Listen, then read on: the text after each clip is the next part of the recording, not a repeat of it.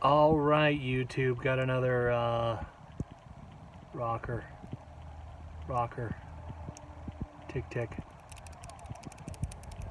Yeah, another one of these problems, and this time it's the exhaust side. Yeah, in the back, cylinder number 1.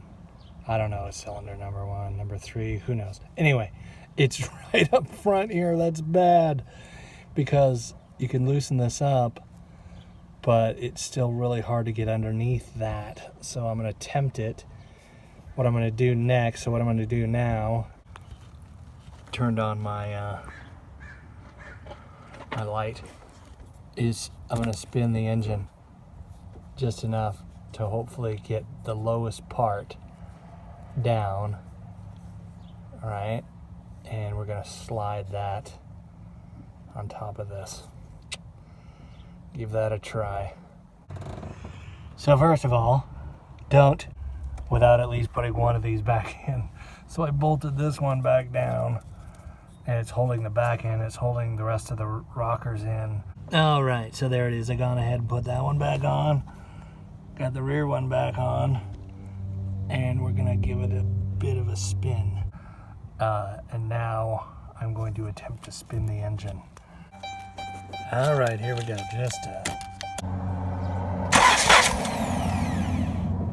And it's facing me now. It's gonna take some time. This is gonna take some time.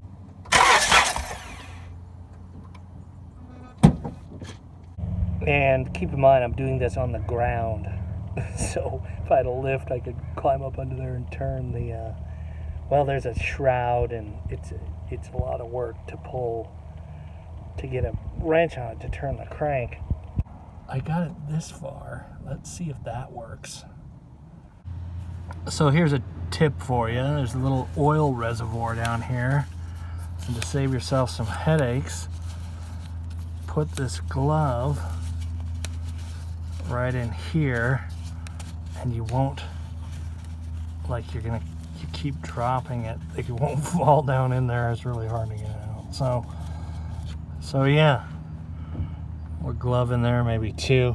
And that'll save you from, if you drop your roller rocker. Just don't leave it in there. All right, pull it out, but we're gonna try and scoot that underneath here now and see what happens. All right, doing this with a camera presence, not gonna be the easiest thing in the world, but no. There it is. I'm gonna see if I can slide it up under here. Come on, baby. Come on.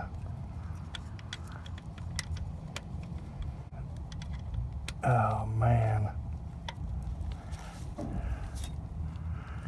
Yeah, it's still...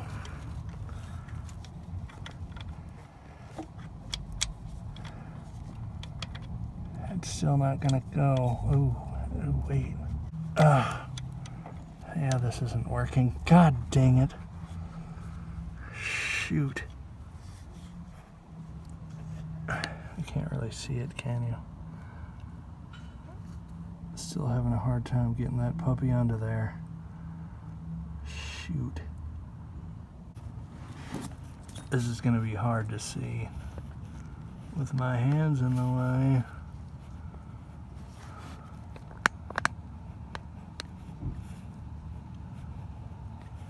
But we're gonna give it a try. Roller rocker's gotta go right here. At this point,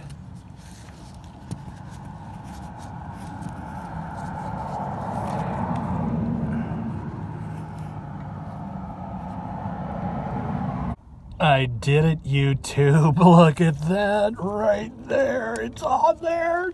It's on there. All these are on there. These ones are bad. That one was really bad.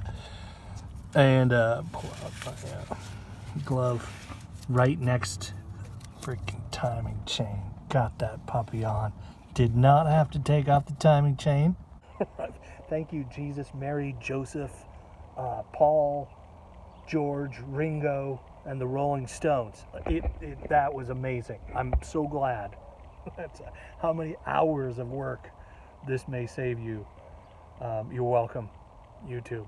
Just, I'm glad to share the love. That's right, I did not have to take off the timing chain. Thank you, God. That's like a 15-hour job, by the way. Just taking out the transfer case. This all has to come out. It's a super nightmare. So here's how I did it. You ready? This. All right. Now, I slid the rocker up underneath, and then it needed to come up over the little nub right there on that valve.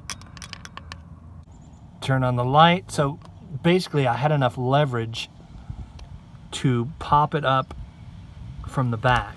I got behind here, and there was just enough, see right there, I had just enough leverage to finagle it to where I could just push it over and boom, and it just went boop, pop right up on top of there. It just went, and it landed right there, and it's in its place. So just had to wedge it in there just a touch, and it's on there, man. And the back ones aren't as bad, so I would just don't wedge the front because you don't want to mess with that little nub or damage anything right there. But from the back, it slides on pretty dang well on the back of the roller rocker. I'll show you. Because see, you just have this. There's really nothing. I mean, it's even, right? It's even got a little slope to it.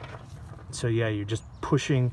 You got this just right to the nub, and then you just push it, and it pops right on there. Oh, right, yeah. So the other two I've done, we're kind of back in here, you know, back in the back, but this one, there it is, bolted down and ready to rock. So to review, what I did was I turned the cam so the tallest part of the lobe was facing up. See that? And I used onto the top of that right there. It just barely wouldn't fit. And to demonstrate here, I couldn't get a camera in there, so I apologize. I'm doing a makeshift reenactment. Yeah, the valve was right there, and I just, here we go, for scale. And then I just popped it back here like this, and then pop, and it went right on there. Well, you know, like that. There you go. So yeah, that's how I did it, man. Again, behind here, and off we go. And listen, roller rockers suck. You know, like you got to take the intake manifold off. Like, it is a pain in the butt to get one of these things out. This is my third one, man. 3. So, yeah, 208,000 miles. That'll do it, right? But roller rockers, it's almost, you know, if I could afford it, right now I'm pretty broke, but you can see some of the scarring on some of the camshaft, right? Like, you know, I don't know. It's really hard to tell what's going on with the roller rockers, but you can see how bad this one got. Dear God, look at that. It cut right into the thing, and this should be okay. If I had more money, I'd probably replace the whole cam, but this thing's got 208,000 miles on it. I'm not going to invest a whole 100, 200, 300 some odd dollars for another camshaft and 15 hours of work for a vehicle with 208,000 miles on it. So I think this is going to be fine. We're just going to run it like that. Thanks, Chrysler. Hey, Chrysler, thanks. Whoever made the Penastar, the Penastar engine. That's what these are. They're super popular. They're all over the place. And roller rocker right up next to the cam. Timing chain. You're welcome. Leave a comment below. Hey, subscribe if you haven't subscribed yet.